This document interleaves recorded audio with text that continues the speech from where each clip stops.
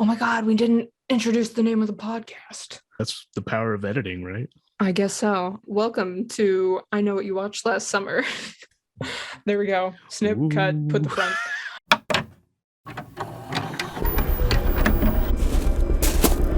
I know What you watched last summer.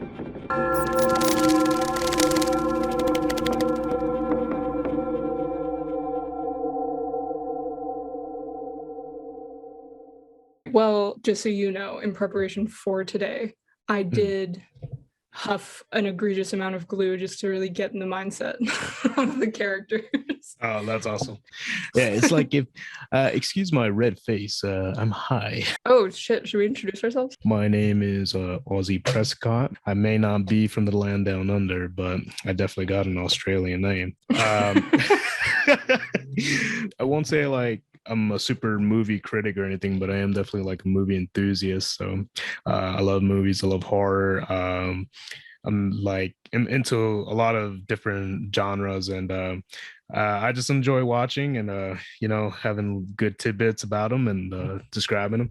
And I like going into detail into things. So I would say that's kind of my background and who I am. And my name is Frankie Stein. I don't know if you know this, but I refer to you to other people as my cinematic soulmate, because if I see a movie that I really like and other people either don't care about it or they think it's bad, or they're like, oh yeah, it was good, and then that's all they say, I'm just like, God damn it, I wish Ozzy was here.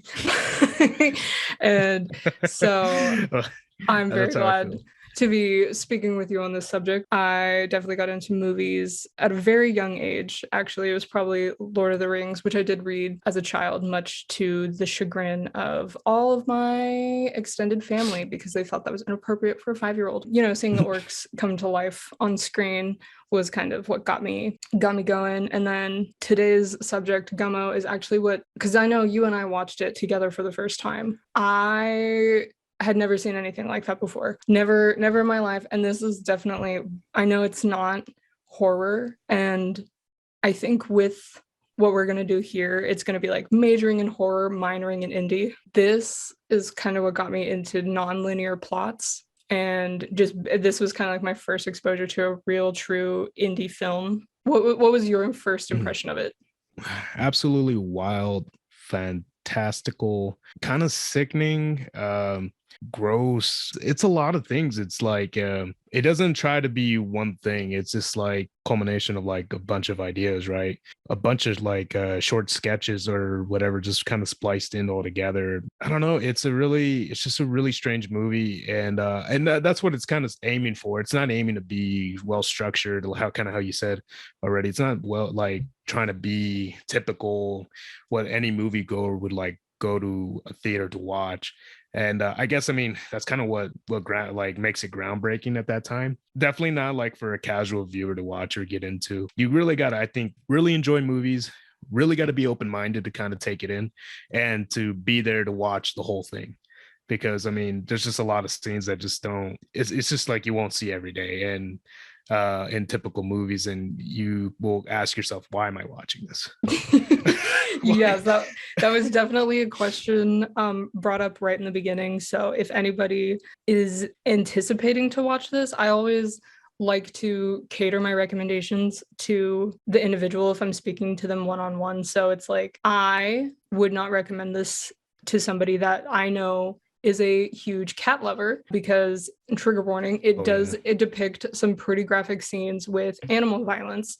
It doesn't show any sexual misconduct or abuse, but it does have both iterations of it. Like, you hear a small girl tell a story that is disturbing, but you don't see any depictions. And then there is one that is, it's just implied. So for people that haven't seen it, it's a Harmony Korine film. And did you ever look into him as a director or a person even? Because he's a wild one. I looked him up a little. He's a strange guy. He's kind of lived a wild life. I mean, I think that kind of shows within his movies and his type of personality. He got into directing or loving films through his dad, basically, right? His dad was like he produced documentaries for PBS, and then they would go to like theaters and watch all types of movies. So he kind of grew his passion through that. From what I know is that he kind of stumbled upon like going through school. He went to college and then he dropped out because he wanted to be like a pro skater. There was a photographer, I guess, who was like taking photos of him and his pals. With my research, it didn't really imply whether the guy was like, he must have been, but he must have had like connections within the movie industry. And but he just basically asked him like, hey, like, can you make a story about kids who like skate? He was just like, sure, why not? I'll try. And then that's how like Kids was brought up. That movie's really twisted as well. And I think that's a little bit more structured as a regular storyline. When that's about a guy who's transmitting AIDS on purpose to through sexual intercourse, right? To like all these girls. That's kind of gave him a start. And then Gummo really subverted what I think people's expectation of what he was going to be, and they're like, oh, okay, he's going to create really crazy stuff or like ideas. We've all had that one teacher that's really impacted us in one way or another. It's just one where even maybe if they don't remember us, it's a memory with them is going to stick with us for a long time. And it was his English teacher when he was a junior. He wrote a story in a creative writing class, which basically was the framework for kids. And she was like, hey, this is really something you've got here. And she's like, what do you want to do? And by that point, because he had some wild times skating, like he went full across the country because he grew up in Nashville, where Gummo actually takes place. Well, is shot. It takes place in Xenia, Ohio, but yeah. He went to San Francisco for a summer and hung out with a bunch of pro skaters. And it seemed like a really wild summer for him. But then when he got back, he got a grant. His teacher rather got it through the city, and she was the one that kind of jump started it for him. So then he was able to start his short films, which then eventually led to as a stepping stone to Kids, which I want to watch strictly because it's one of his movies. But honestly, I'm gonna have to like take it on a really good day. I'm gonna have to get a full night's sleep, be fully hydrated. Yeah. I totally get it. He made Spring Breakers, right? Did you ever watch that? Yes. And it makes so much more sense because I watched Spring Breakers before I knew who Harmony Korine is.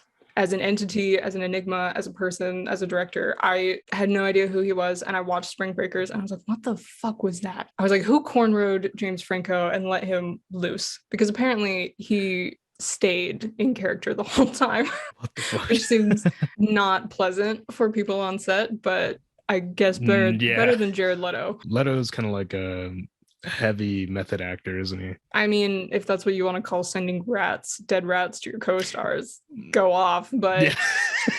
He did that. He did that, and he's like, because I'm the Joker, and I'm like, ew, you're a weird pimp with bad makeup. I give him props. I think he's kind of a weird guy. I don't know much about him. I've never heard like a lot of his music, but I think he's a decent actor. I watched The Little Things. It wasn't a good movie to begin with. Good start. Those other two guys, they don't pull their weight in that movie at all. They're not likable. Yeah, and Jared Leto, fucking, he's in it so little, but he carries it like your attention to the very end, and he's funny in it, deceiving. He's like mysterious, and he's in there for like maybe 30 minutes, I think, altogether. And I fucking love it. He's great in it. And so after seeing that, I gave him his like rank. I'm like, all right, you're a pretty decent actor. I don't know about the other aspects in his life, but for that, but in he's decent. Yes. What do you think about method acting? You think it's necessary? For some. I mean, like, would I do it? Maybe, because I'm annoying. I'm certifiably irritating, but that's not true. I woke up the other day singing Who Let the Dogs Out for a solid 20 minutes. Oh my God. So take that for what you will. I think I would do it strictly because I'm annoying. Like, and I know that. And it's fun for me. Is it fun for anybody else? I don't think so. I do things for shock value a lot of the time. So while, yeah, I could talk shit on Jared, I think I would do something that people would eventually talk about on late night shows. Actually, I don't like rats, so I wouldn't do that. Well, it's not you, it's the character. Oh, you're right. That's where the method comes in.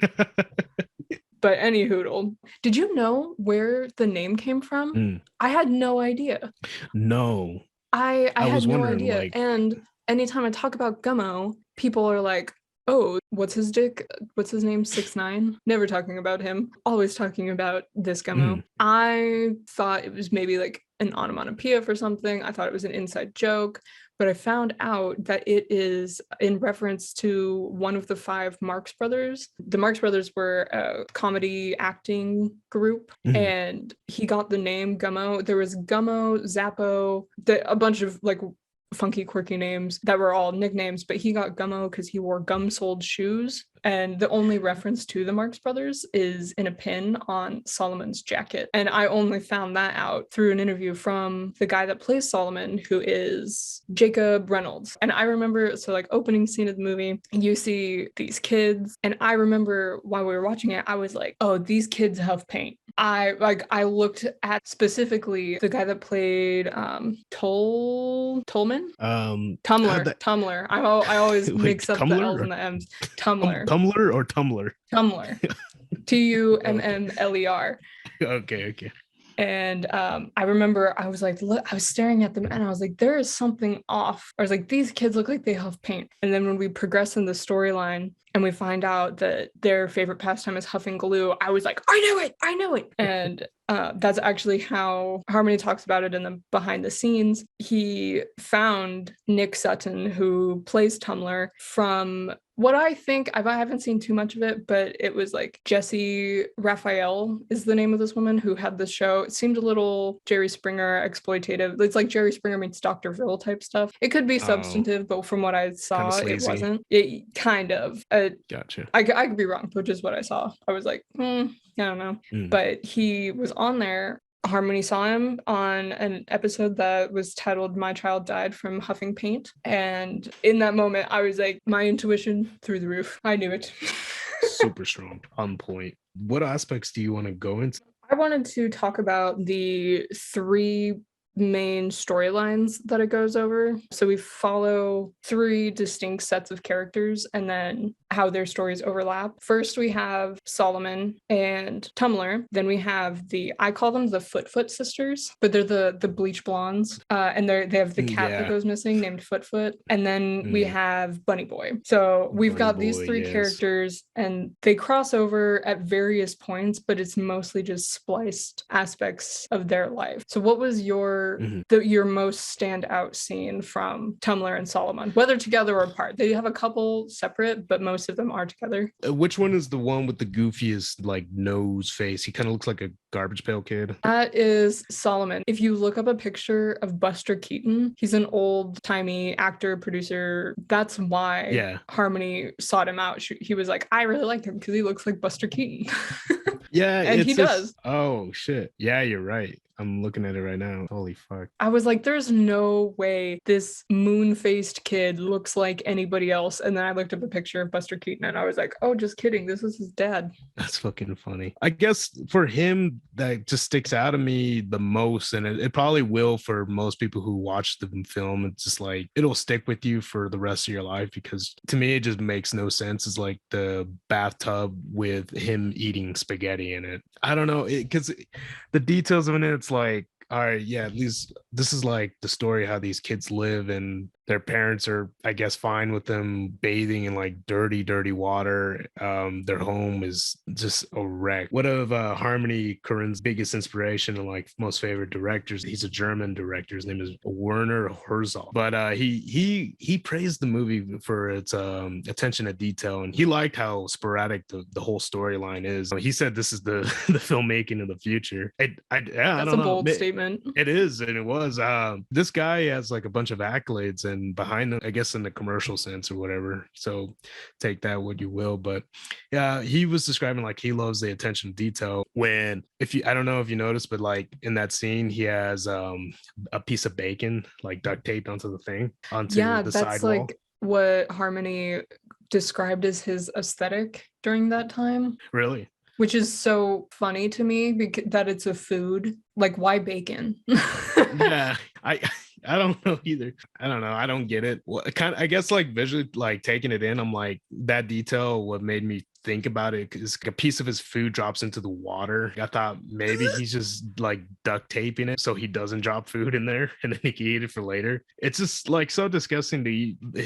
First off, the kid's dirty. He's like filthy, bathing in this water, and the water's getting filthy, and it's just dark and black and disgusting. And he's just like around here eating like it's a dinner table. It's just so gross. Like, I don't know. That scene alone, like, it sticks with me the most. It's so visually jarring to think about. And when you're watching it the first time, like I remember watching it, I felt You I was feel close dirty. Yeah, I felt really bad. I almost felt like I was going to throw up. Like, what the fuck am I watching?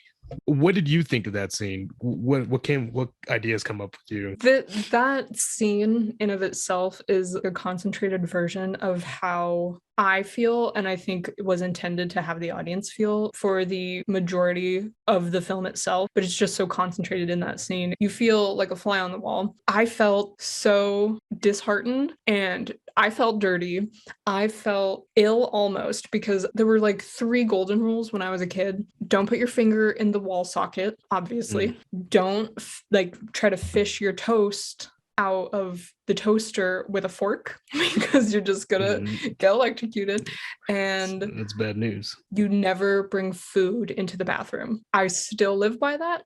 I don't bring anything that I'm going to ingest into a bathroom. That was so ingrained in my brain as a kid that when I see his mom bring in that tray holding the spaghetti and milk, let's talk about that. Let's talk about the fact that he is drinking milk.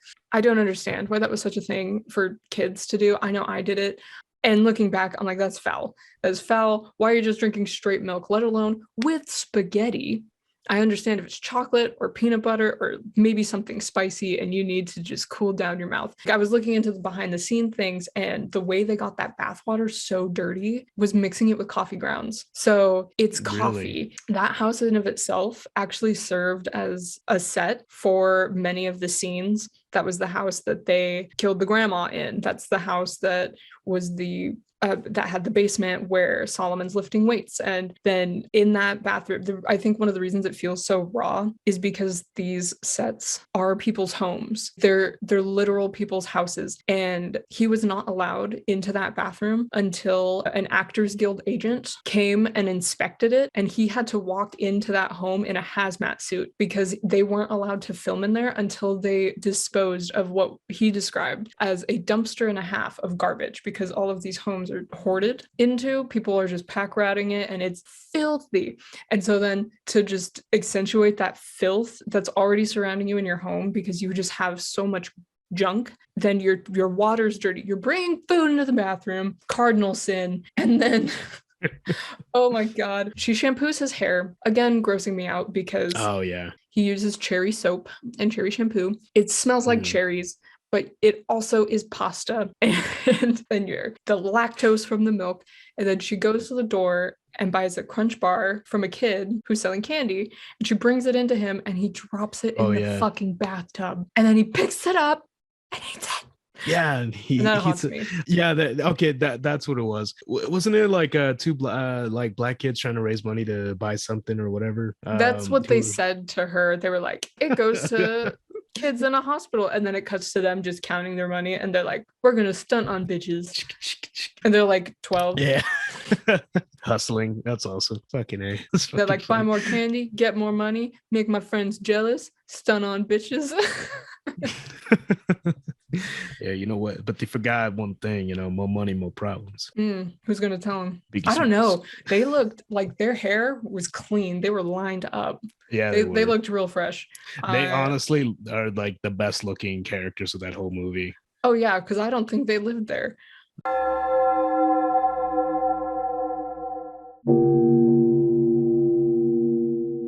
I try to look into it about if there was ever a tornado. Was there ever a tornado that hit Ohio or like the Midwest during that time? I'm actually not sure on that front. What I do know is that it did take place in Xena because that is where one of these really old skater movies that Harmony loved took place. So it was like his homage, because at the end of that movie, it had a little postmark and it said Xena, Ohio, and then had zip code and everything. And he was like, oh, that this will be my homage to that film, because he loved all of those. I know it was shot in Nashville because that's where he's from, or had lived for a period of time, but it wouldn't surprise me. You think so? I mean, I've only lived through one tornado, and that shit was scary as hell. Wait, you actually did? Yeah, see, this is news to me. I never. Yeah, it was actually a while ago when I was protesting the pipeline. Okay, yeah. Yeah, it got pretty windy, and then it got very still, and we saw lightning in the distance, and then it was I have footage of it, so I'll show it to you once I get that all together, but it was the most incredible lightning storm I've ever seen. Something that could maybe make me believe in God. Like, that was so intense. The and grand power. That's amazing. It came over us, and then these people were being so chill. I was like, this rain hurts. It feels like I'm being assaulted by the sky. And I could see the tornado in the distance. I saw it funneling, and I was like, do we need to get out of here and go to an actual building? Because we're in tents next to a pipeline, next to a river. And this one woman was like, oh, well, we'll know when it gets serious when the sky turns green. And I was like, what are you saying? So the sky didn't turn green, and we lived. My mom, shout out mom, love you, but she's holding down the corners of our tents, and she's like, hey, do you think maybe tomorrow? And she's trying to plan out the next day, and I'm like, I need to live through tonight, ma'am. So tornadoes are freaking scary, and I don't need to tell anybody that's lived through one. For people that hadn't seen it, the way it opens is it shows what looks like home footage of the aftermath of the tornado and descriptions. Oh my God, Solomon's descriptions of the tornadoes are so graphic, but also whimsical in a way. He's just like, I saw this girl get thrusted into the sky. I looked up her skirt. Her head got smashed in. And I'm like, what the fuck, dude? Or he's like, my neighbor had a cow go through his roof. He had cancer the year before. And he's just like, it's so nonchalant, but actually terrible. I always feel like this is a hard thing for any type of writer who is trying to do somebody or somebody that they're not. Like, I mean, we're all kids at one point, but like, trying to think back and like how we would talk. Do you think a bunch of the dialogue or monologues in here sound very much like what a kid would say? Do you think they did a decent job on that? Well, so Bunny Boy is 12. Solomon is also 12. Tumblr is around 17. Yeah, he's older. Yeah, so he's the craziest one. Because I watched it the other day, and he has 3 main monologues he goes on, and he makes no sense. Could it be the glue sniffing? Could it be some sort of mania? Who's to say? But I think Solomon is pretty accurate. They initially had dialogue for Bunny Boy, but the actor that plays him said that he doesn't think that it was delivered authentically, so that's why they ended up cutting him, and he just kind of became this mute character. But other than that, I feel like it was pretty spot on, especially between the 2 bleach blondes. Oh yeah. What they were saying to each other, that felt so natural. I mean, minus the nipple tape scene. Yeah. I mean, I've never seen or desired to do that at all, but other than that action alone, like all of it felt pretty natural to me. I think so too. With the context, it's a little different because like I guess depending on where you grew up in the States, because I mean we all have like our weird subcultures and how we speak or talk and do things. So maybe without the ignorance of not knowing really how people talk out there in Ohio or the Midwest or whatever, I think I can buy into it more. Well, like with the nipple thing, right? How you said, like I don't think that was a very typical thing where we grew up or anything. So no, right? So not at all. Not at all. So I those things I'm like, all right, maybe it's just a custom that they do over there. But overall, I think they did a decent job on it. There's never like a point where like it takes me out already, like the images and the few things that I already said. I just know I'm not like in for like a normal ride. I ease into it a little bit better. I think what I do like about Bunny Boy the most is like how he is mute, because I think just because he just doesn't talk, I latch onto him more. Because he doesn't talk, it's the most stable thing in the movie that kind of grounds me, I guess. It's like my anchor. He's kind of like the string. He kind of goes from the beginning, the middle, and he's like the ending scene basically, right? He's like the string that attaches everything that kind of doesn't make sense. Do you understand what his main like focus was, or like what he was there doing? He's just out and around playing, or right? So when you follow the Bunny Boy story, and he's just kind of observing people. He's kicking trash around, he's peeing off an overpass, he's shirtless the whole time. He just wears his trunks and his bunny ears and some shoes. I initially was trying, it's like my sophomore year inner English teacher coming out. Do you remember reading all the required reading and they're like, but the door was blue, what does that mean? It means the author was sad. And it's like, no, it could have just been the author wanted a blue door. It's like me fighting myself mentally because I'm looking at his overall arc and it's like, okay, so he's observing everybody from above and then he comes down, he is on a banana board skating down a hill in a T pose after he gets beat up by some cowboys in a junkyard. Cowboys being like an 8 and 10-year-old that actually those kids probably the most unbelievable. That felt like they dressed these two kids up, rubbed some dirt on their face and said, think of every bad word you've ever heard in your life and I want you to scream it at full volume and direct it at this little rabbit boy. And that's what they did. So he gets beat up by them. They check and see, like, does he have any money? And then they take his shoes off, throw him away. Then he's, skating down with the banana board. And then after making out with the blonde twins in the pool, he runs through the field holding a dead cat. And so looking at all of those, I was like, is he supposed to be a Jesus figure? Is he supposed to like come down, get brutalized by the people that he like observed from up above? And then the T-pose thing. And then he's resurrecting this cat that was foot. I'm pretty sure. I don't have anywhere that clarifies this, but I'm pretty sure he was the blonde sister's cat, Foot, that was killed by Tumblr and Solomon. So I was like, is he resurrecting this?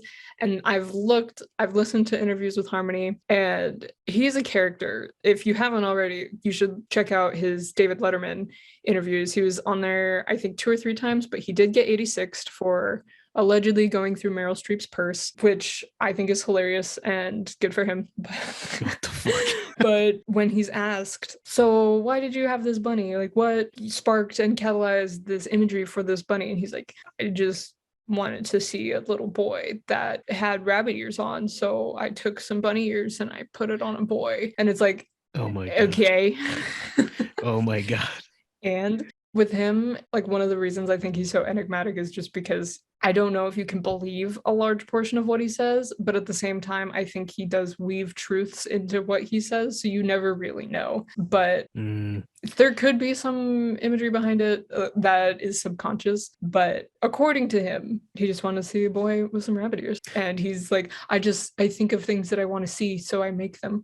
And I love that. So good for him. Yeah, it's very ambiguous, isn't it? Do you believe it? That is what it is simply, or do you think there's more to it and he's just not upfront about it completely? I don't think he would be intentionally withholding, because there are little bits of him throughout the film, like when Solomon, during one of his scenes by himself where he's away from Tumblr, he wraps up the silverware and he's going to go lift weights, aka the wrapped silverware.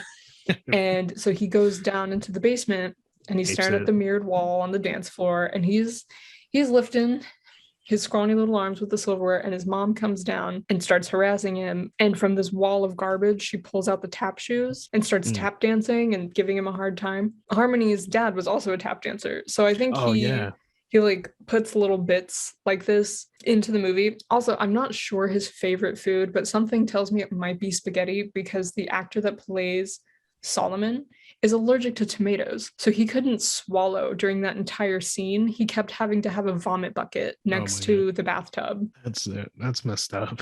I don't know if you see much of those things nowadays, because there's like lawsuits or problems that go into it now, but I don't know where you could just kind of abuse your actors and actresses and stuff. Like the most famous one is like with Stanley Kubrick and Shelley Duvall. Like in The Shining, like how he was just like so abusive to her, and anyway, just to get the right emotions he needed for her to be in those scenes. I don't know, she kind of went like, I don't know what the right terminology would be, but like, I mean, she's, I think, in a health clinic, or she's just not doing well. Like, she's kind of like mentally unstable now and stuff. So like, I wonder if those are things that like kind of acclimated because of those scenes and stuff, or whatever else, you know, gone through the movie business and stuff. Yeah, I know Kubrick was an ass, but I know she's doing better now. She wasn't doing well before, but wherever she's at now, she's doing all right. I did listen to a couple later interviews post initial fame from her, and it would make me really sad, so I wouldn't look too much into it, but I saw like, oh, she's doing all right, and I was like, that's all I need. Goodbye. Yeah, good. Totally understandable. It's not yeah, it's not a wholly like nice story overall, but yeah, I get you. But damn, okay, so yeah, that makes even more sense with the tap dancing mother. So I mean, I guess they say, well, like, do what you know, right? So maybe he's just like, all right, I'm gonna take this part of my life and kind of bring it into the movie. Maybe, or maybe like with that scene, he's just trying to like say some things my dad's like never really approved on. And so he wanted to be super impressionable towards me, that maybe it would like influence me in a like certain direction or something. Yeah, because I haven't heard him talk too much about his dad, but I know he definitely puts bits of him into the film. And as far as like the actors go and pushing them to do things in order to invoke emotion. Did you think that Tolman and Solomon were high during the huffing scenes? Dude, it was the 90s. I don't, probably, yeah. Just I would almost just say alone in the time period, probably, yeah. They probably got, you know, their money, they're getting paid. I just feel like parents back then too were just a little bit more looser if it meant like maybe their child will become a star or something or whatever. I could say I would go with yeah. What do you think? So when I watched it a couple days ago, I was watching their eyes and the way that they glossed over, like Solomon's eyes just felt so big and red and heavy. And there are two scenes with them huffing. One is in the forest after they sell the cat meat to the market owner guy. And the second one is, I'm assuming, the same glue that they had bought from said market keeper man, and they're huffing in this girl's house with this little boy. Pin in that, because that scene broke my freaking heart, when especially when they were in the woods. I was like, yo, there is no way these people aren't actually huffing. And so for this whole time since having seen it initially to today, I thought, damn, yeah, they were friggin' blitzed out of their dome. But there was a producer on set who kind of watched over them, because Harmony would bet them obscene amounts of money for children, like thousands of dollars, to do things. At one point, Harmony heard rats in the ceiling and there was a hole, and he said to Jacob Reynolds, I will pay you $1,000 to keep your finger in that hole for a full minute. And oh my God. He did it, and Jacob said that he made an additional $5,000 or so on top of what he already made just for doing stupid bets. But Pat stepped in, like one of the on-set producers. Pat stepped in and stopped a couple that would have either endangered production timing and the livelihood of certain people. So she, according to those two, she would not let that happen. So it was caramel syrup and mints. So they're like huffing spearmint into these bags. And I was listening to that and I was like, dude, but your eyes, like that was so insane. And he addresses that too. He was like, yeah, that wasn't good acting. In fact, that was because I kept accidentally looking directly into the camera. So I kept my eyes as closed as possible so I wouldn't stare directly into it, because he kept doing it. It was take after take, and he's like, fine. And so he just like keeps his eyes closed. But the whole time I was thinking like, oh my God, these kids are getting absolutely twacked for a movie. Oh my God. So that makes me feel a lot better. Yeah, I was just like, I don't know, I guess, yeah, maybe that's a lot of like lawsuits too. I don't fucking know. I mean, it was just a different time, baby, you know. It's the 90s. It's the 90s, yeah. Gritty.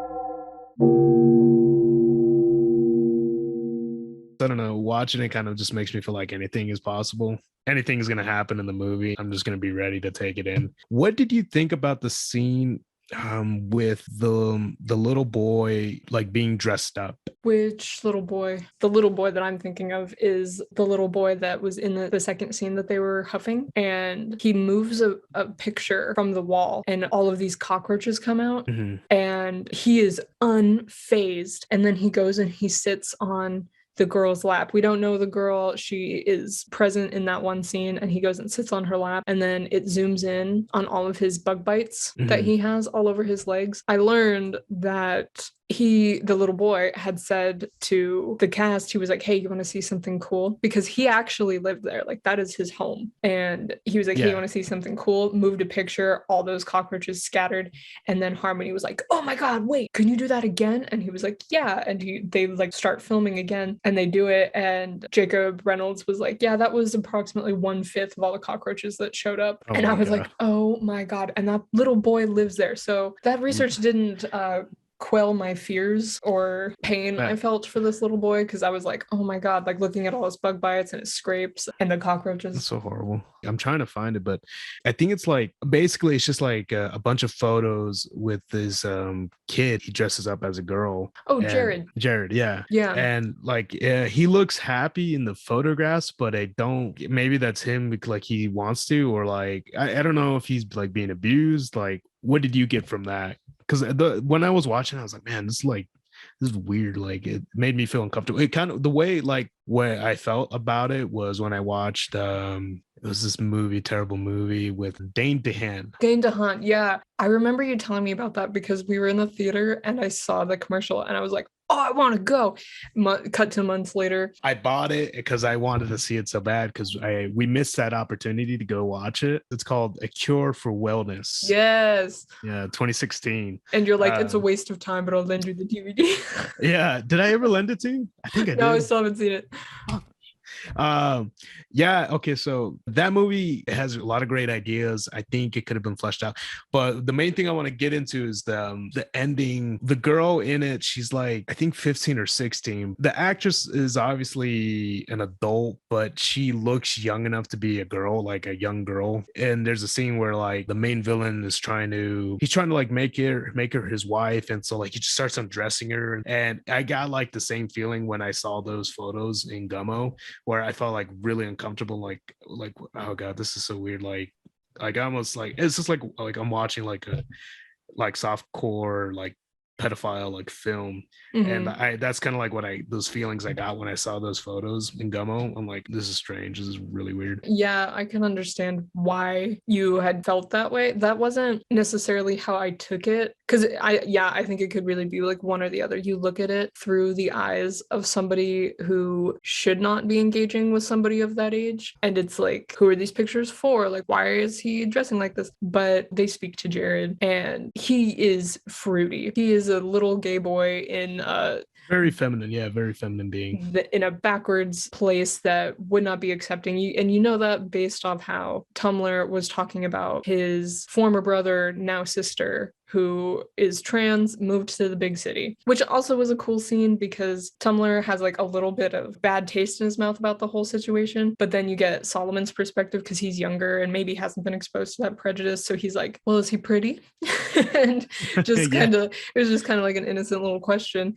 And Tumblr's like, I guess that's kind of how I felt with Jared. It felt like those pictures were for him and he seemed really happy in those photos. So it seemed like maybe those were something he kept close to the vest because he could maybe experience some euphoria either in gender expression or identity, because we saw him in a couple scenes prior and just wearing the standard what everyone wore, just jean denim vest thing and a band tee. And so like maybe he really does want to go out in skirts and crop tops, but he can't for fear of getting hate crimed. So I saw it as like Solomon kind of reaching into what secret world Jared kind of built for himself. But it's really like one end or the other. One could definitely watch that scene and be like, oh, who took these pictures and why? That's not okay. Actually, I really like how you kind of describe it more, because I think that's just more the pleasant idea of it. And I think I like that more. And that's probably what it is more, because he's smiling in the photo. So I'm sure like if he wasn't enjoying the experience, he probably would have like more of a, a frown or a sign of like no joy, right? Or distress or something. Yeah, exactly. I think that's probably what it is more. I think just as a first time viewer, and like for me, just casually watching it, I'm like, I think that those are the first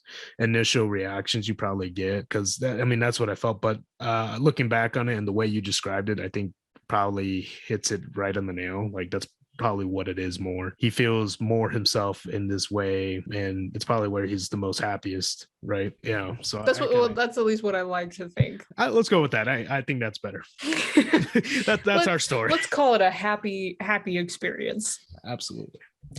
Good work, Jared. Also, his poses in those pictures weren't inherently sexual. I mean, don't get me wrong, people that are gross kid touchers would sexualize anything that involves a child, but his poses were like really whimsical, and he's got his arms in the air and he's like, framing his face. So I think if they were any type of sexual or provocative poses intentionally, I might think differently. But basically, because he literally poses like you would pose with friends on like an Instagram picture, like you're like, oh, say cheese, and that's kind of just his automatic go-to type thing. And so that's why I thought it was more whimsical, but I can see how you got there. We'll go with the happy one. Yeah, I'm totally cool with that.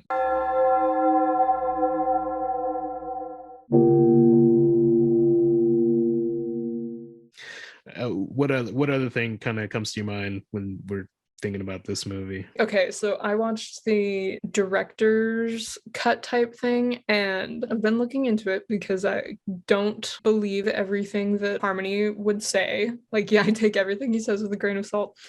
This one quote that he says through it, I found very eye-opening to who he is. It is referring to filming. After it was done, I pulled my pants down and threw my sister through a pane glass window and vomited in a yellow bucket, and woke up a few days later and the film had been finished. And someone stabbed me with a little red army pocket knife. I think someone from the crew was getting back at me, but that was a pretty intense day. And then I like looked into it, and on discussion boards, people were talking about during that time he was jacked on Valium and drunk a lot. So who's to say that one drunk scene he had with the little person was scripted or not? Because I don't think it was. Probably not. But you think he told them just to record all that though? Well, or do you think someone just like, hey, let's get this? Yeah, fucking Harmony's blacked out and he's sitting on a couch and they're like, roll it. Honestly, I wouldn't be surprised if that happened, because like the cinematographer, he's a French guy. It's like Jacques-Yves something or other. Jean-Pierre Escargot. Gusso. Baguette man. Croissant. Yeah, that guy. You know what I'm talking about. Yeah. He was pretty quintessential for that. Overall, I just think that they just shot constantly. They were always filming. So if he is as drunk as a lot of the crew says he was, and also on Valium, I had a client who would come to me to get her hair cut and colored by me somewhat regularly. Yeah. And either 30 minutes prior to 20 minutes in to the appointment, anywhere within that window, she would take Valium, and she got loopy and strange. She got very loopy doopy. Like I could say anything to her and she would just giggle. She was such an interesting person. Hope she's doing well. Was it a struggle to cut her hair? No, you wouldn't be able to tell because she did have curlier, denser hair, but the structure of the haircut was a mullet. Oh my and God. She was like, oh my gosh, the volume, you get it right every time. No one else does it like you. And I'm like, ma'am, I guarantee you they could if they wanted. But yeah, Valium is never done it, never will. I don't know if it's even still on the market, but he was on that, he was drinking. So I feel like that could have been a real thing, and they roll with it. I would agree too. I think it's just like they were recording like everything. So like, who cares? Like, this makes sense. Let's just put it here.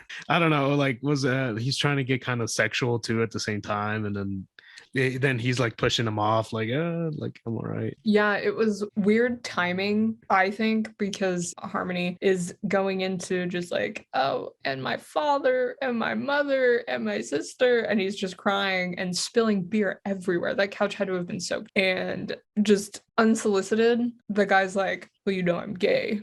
So and I'm just like, irrelevant to the story, my guy.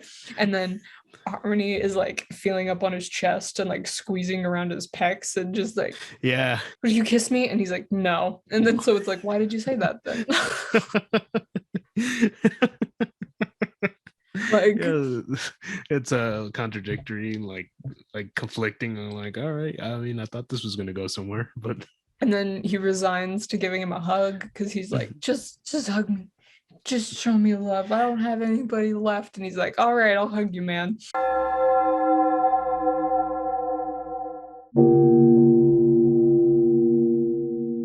In the next scene, they're in this room, this kitchen that has really sparse furniture. There's like a fridge, a trash can, a fold-up table, and 2 chairs. And they're all just sitting around, getting drunk, drinking beer. Not a shirt in sight, barely 2 on the 2 women present. Yeah. It just really gave you the sense like they didn't have anything better to do than get drunk and arm wrestle. And that's fine. You could get drunk and arm wrestle, but then it gets to the point where the biggest, girthiest guy there, he wrestles the little guy, and that's what Tumblr's dad says. He's like, all right, big guy versus little guy, let's go. Then little guy wins, and then that kind of catalyzes the destruction of this kitchen. They like flip the table, and then this other guy starts to fake mime wrestle the chair, and then they're like other people, they're cheering him on. They're like, yeah, get him, as if this chair is fighting back at all. They like bust out the back, they bust out the seat, fuck up all of those cushions, and then they fold the metal frame of that chair in half, and then they're all hopped up and adrenaline going and panting, and they're like, so we gotta get some more beer. And it's like, y'all. It reminded me a couple years ago, I drove to Vegas with some people, and one of them had some really interesting insight to small town life because she lived in Hermiston. Not Hermiston. She lived in Hawthorne, Nevada. Have you ever driven through there? Yes, it's very, very small compared to super duper pequeño. I told her, I was like, all right, we've got an 8-hour drive ahead of us. Are you okay with me asking some very ignorant questions about small towns? Because I've never lived in one and I would like some insight. It's just like, oh yeah, for sure. And I was like, okay, first and foremost, what do you do? What do you do for fun? Please, I need to know. Elaborate. Inquiring minds need to know. And she was like, well, everything does involve a lot of alcohol. And there's some meth production going on in these hills over here. But that scene of them wrestling a chair, drinking beer, transplanted itself in my mind to every little population of 8 town I had ever seen along the road to Vegas. Like there's one called Mina. I always thought it was pronounced Mina, but she pronounced it Mina, and I'm going to trust her. And I was like, you go through a place like this, and I feel like the mayor is a goat. And the most technology that they've seen is this federally installed sign that says like the speed limit and gives wind warnings. And so I'm like, what do you do? And she's like, oh, it's a lot of drinking. And so I just picture that scene taking place in every little small town like that I've ever gone through. It has to be. It's got to be their like main source of fun. I mean, I guess like if you got like high school games for football or any type of sports or stuff, I mean, I guess those are like those type of functions you could go to, but it has to be the general thing because when I went to Poland 2017 and 2018, I went to small towns and stuff like that. Really, actually, I would call them more like villages, you know, they're super small. And like my friends, like literally that's all we really did was just drink and we talk and I don't know, get rowdy. One time, man, it was so strange. Like it's so cool to see though. It literally looked like a home from like late 1890s or early 1900s, like home. You'd have to like build like a real fire within it and like to cook and stuff. We just we're having Christmas dinner or something, and we just started drinking, and then like her uncle and her cousin end up like getting in a rumble, kind of basically the same thing. I was so drunk, but like a little like conscious enough to like, whoa, we should probably try to stop that. And so I get up to like try to stop them from creating this like chaotic situation. And as I stand up, I lost all control of my legs and I fell flat on my face. Motor And skills, toddler. instantly, like 0 to 100, like I could not walk. I remembered everything later throughout the next day, but as soon as that happened, I didn't remember anything at all. I remember waking up the next day, I'm like, my head was hurting. I slightly bruised my forehead. And then and when you fell, did you hit face first? Yeah, it was messed up. Oh man. I wake up, it's early in the morning, it's like around 6. I feel my face, I'm like, oh, what the fuck? And then I hear noise, I'm like, all right, everybody's awake. So I go downstairs to go have breakfast with everybody. And my friend's sister says, she just looks at me, she's like, oh. That's all she says. And I was like, oh, what the You're fuck? like, oh no, it's obvious. What did I do? And they're like, you got up and we thought like you were going to try to stop the fight. And actually you kind of did, because once you fell, you couldn't walk. So we were all trying to help you. They put me in the car and they drove me home. I tried to walk by myself and I was kind of doing it, but then I could only stand and then I couldn't make it a few steps. So then my friend Anya came and like took me inside with her.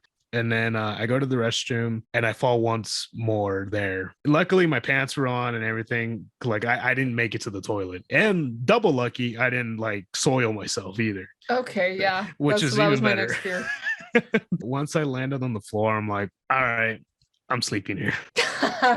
You're like, this is as comfy as it gets. This is my bed.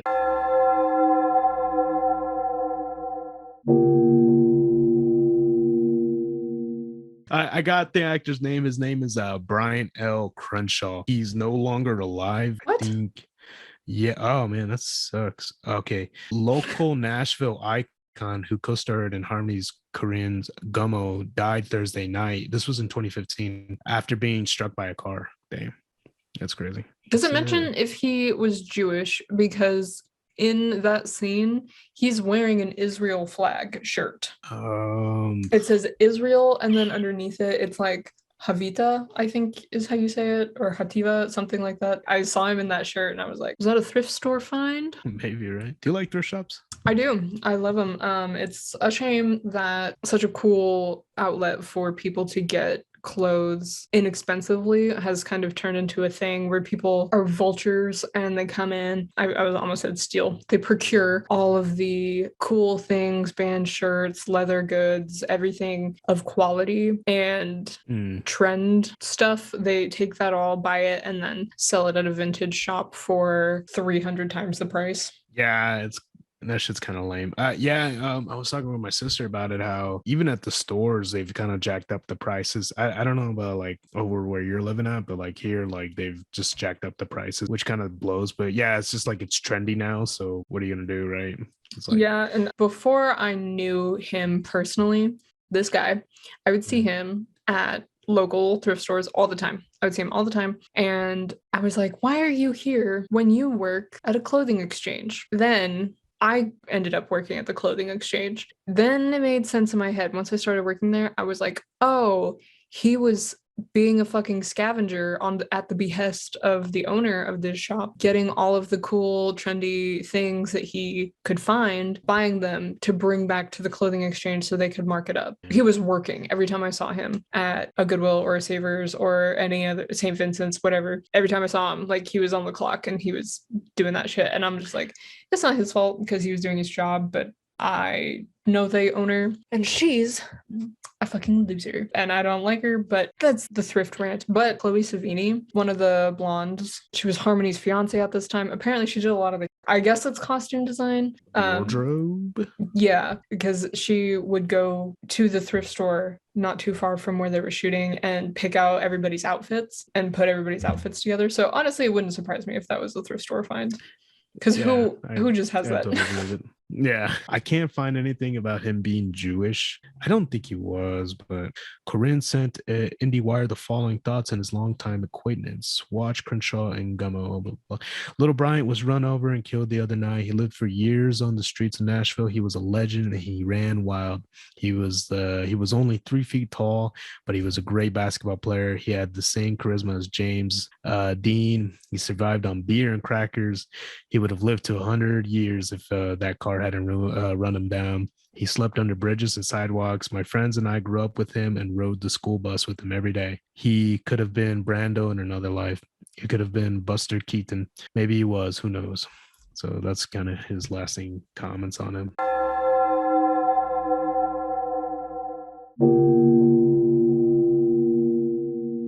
Are you drinking piss? Looks like it.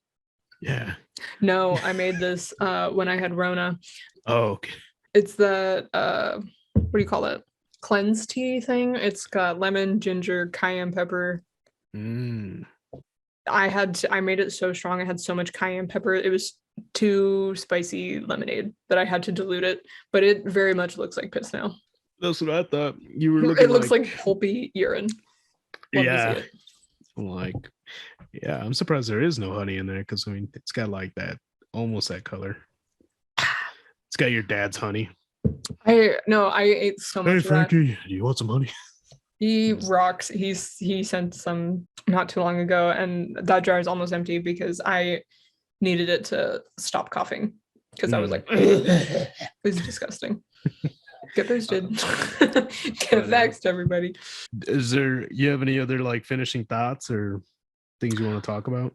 We talked about all the big scenes. So if anybody is ever, inclined to watch it at our recommendation, just be advised there are graphic depictions of animal abuse, which is so crazy because I was watching an interview with Nick Sutton, the guy that plays Tumblr, and he's such a sweet looking guy. He's so gentle in his demeanor and he loves animals. And so I'm just like, you did a great job because I believed you. I believed you were scummy and bad and gross and mean to animals. So yeah, there's that. There's like a little bit of implicit sexual exploitation and iterated violence. So just be wary. But yeah, overall, just wanted to thank Harmony for changing my perspective on film. Because he's got this quote that's like, yeah, stories can have a beginning, middle, and end, but not necessarily in that order. And I'm like, that's literally how my mind works. So I don't know why that couldn't translate to film. So he really busted down that barrier for me. So shout out Harmony. What about you? Final thoughts?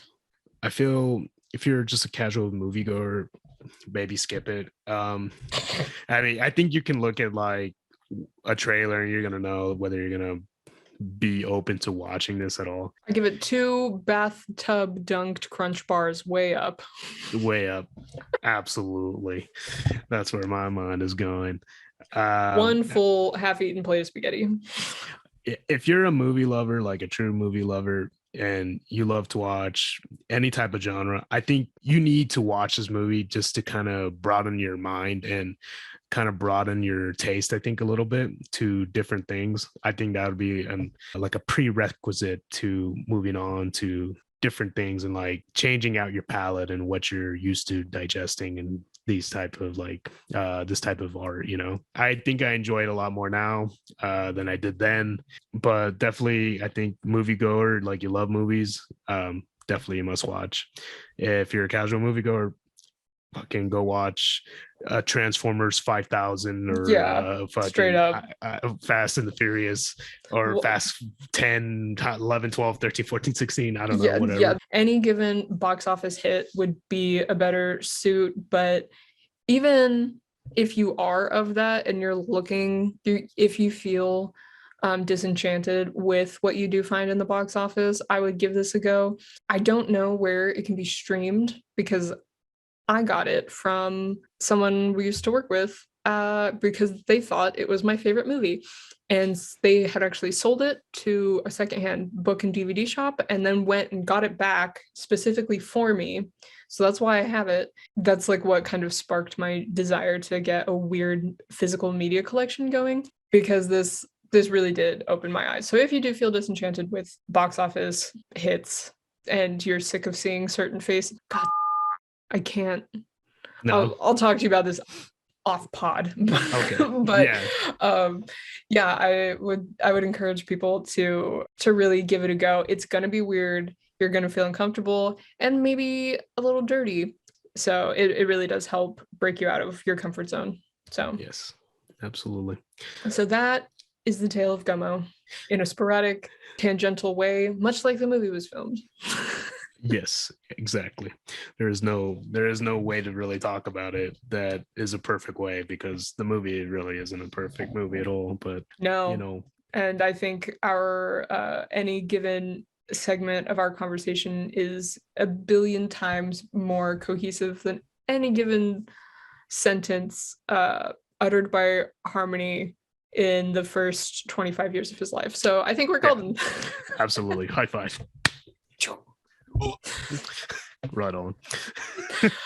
Do you want to close out with any pluggables? No, not at the moment. I'll just say, everybody enjoy life and have a grand time and enjoy yourself. That was beautiful, and I'm going to ruin it with narcissistic pluggables. I'm on TikTok, YouTube, Instagram as Frankie Stein SFX. My TikTok, where I just ramble and post dumb shit, is Frankie's Thoughts, THOTS. And yeah, so we also have an email, I know what you watched @gmail.com. So I don't know if people want to send us recommendations or what you think about Gummo, listener. Yes. Send me fun facts because love to hear it. I learned a lot today. Super gross. Harmony's a wackadoo guy, but I love it. So that's all for me. Absolutely. Me too. Be good. Don't hurt cats. And don't eat spaghetti in the bathtub. Never. God. Never. Never. XOXO. Bye. Deuces.